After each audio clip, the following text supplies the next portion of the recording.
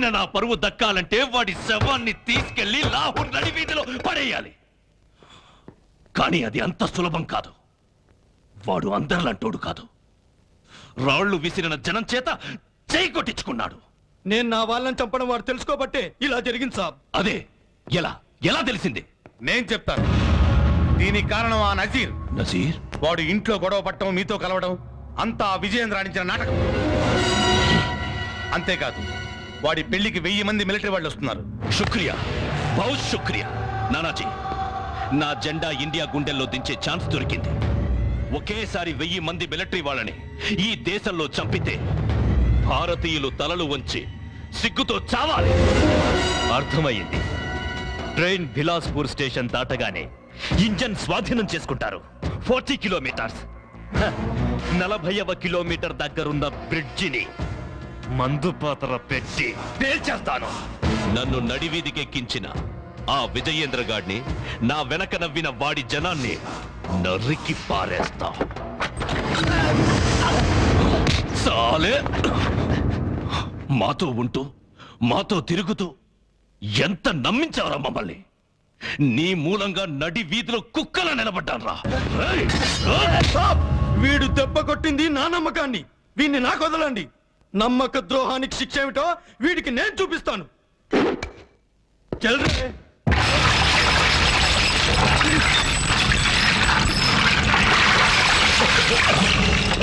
అమ్మ బాబుని చంపినోన్ని నువ్వెంతరా?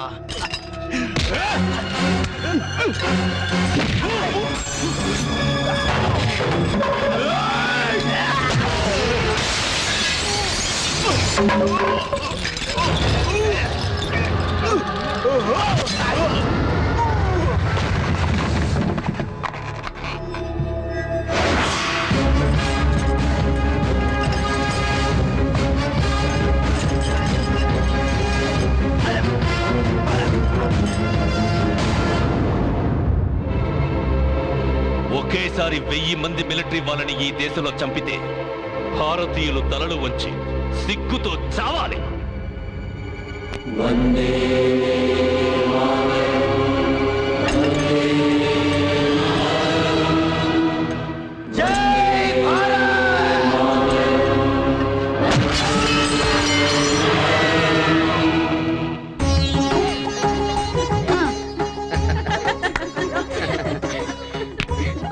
దొరలా ఉన్నావు చిన్న. నీ పెళ్లి చూడాలనుకున్నాను. నా కోరిక ఇన్నాళ్ళకి తీరుతోంది.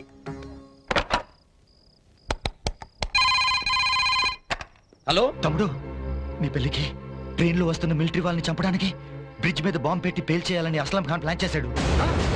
నువ్వు తొందరగా వెళ్ళి ఆ మిలిటరీ వాళ్ళని కాపాడాలి.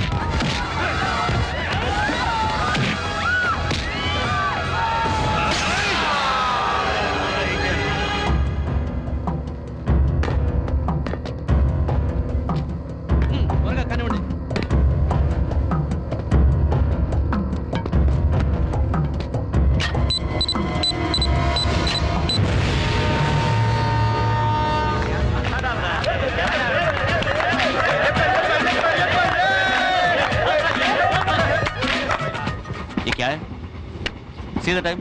రేపు కలన్ సార్ మ్యారేజ్ చేయండి. Come on, go to your beds. మీరేంటి? What's happening? సారీ బాయ్స్, మీరు వెళ్ళి పడుకోండి.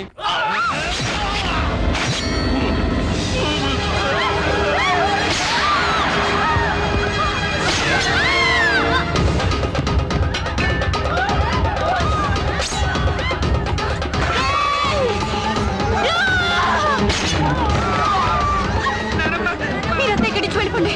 తొందరగా రండి రా రండి.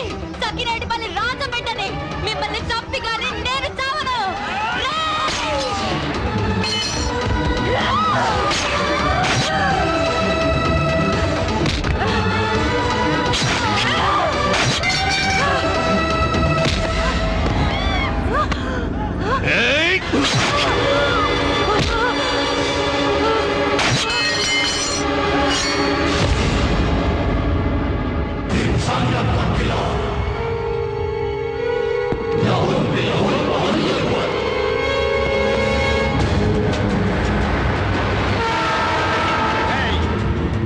ఎక్కడ ఆగకూడదు పోనీ.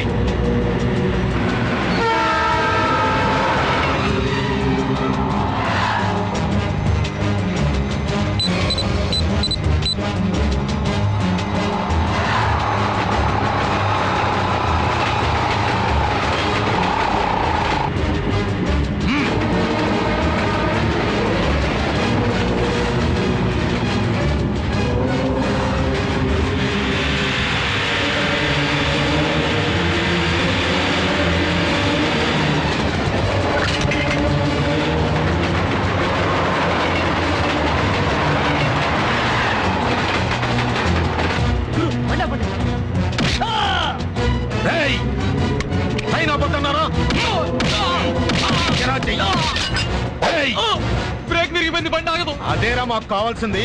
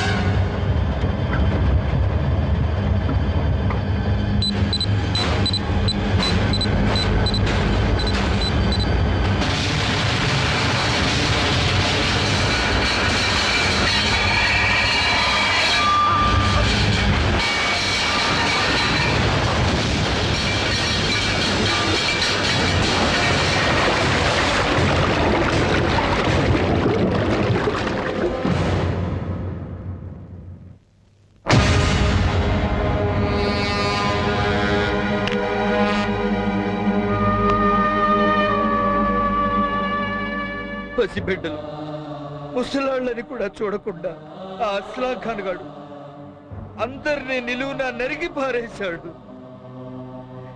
సచ్చిన శవాలతో చావు కేకలతో పచ్చడి పెళ్లి పందిరి శ్మశానంలా మారిపోయింది.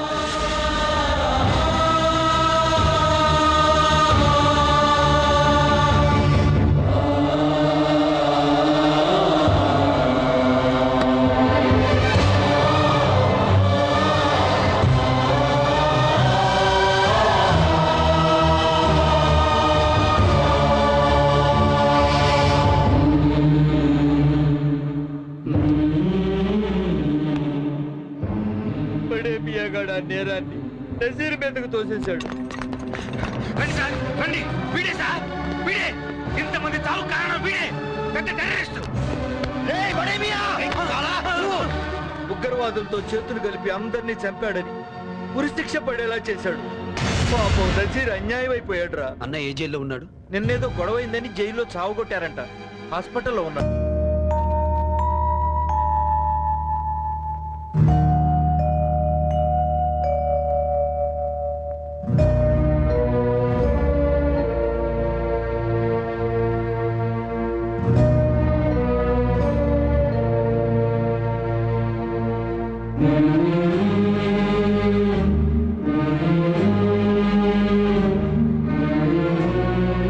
ఒరే తమ్ముడు, ఆ కన్నీళ్ళేంట్రా?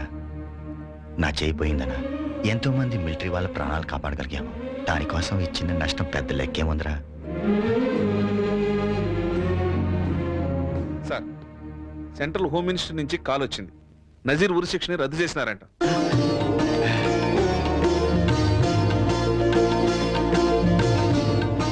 నానా, వాడి నమ్మకాన్ని నిజం చేశావురా.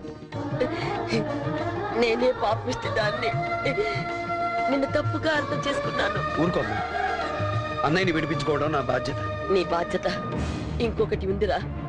అప్పులు తీర్చలేదని మన పిల్లలతో పాటు ఊళ్ళో చాలా మంది బిడ్డల్ని ఆ నానాజీ మనుషుల్ని పంపించి లాక్కలేడు. వాళ్ళని ఏం చేశాడో ఎక్కడ పెట్టాడో తెలియదు. వాళ్ళని విడిపించి ఆ తల్లిదండ్రుల కన్నీళ్లు నువ్వే తొడవాలి నానా. అలాగేనమ్మా, వాళ్ళని ఎక్కడికి పంపించాడో అర్థమైంది. వాళ్ళని తీసుకొచ్చే బాధ్యత నాది.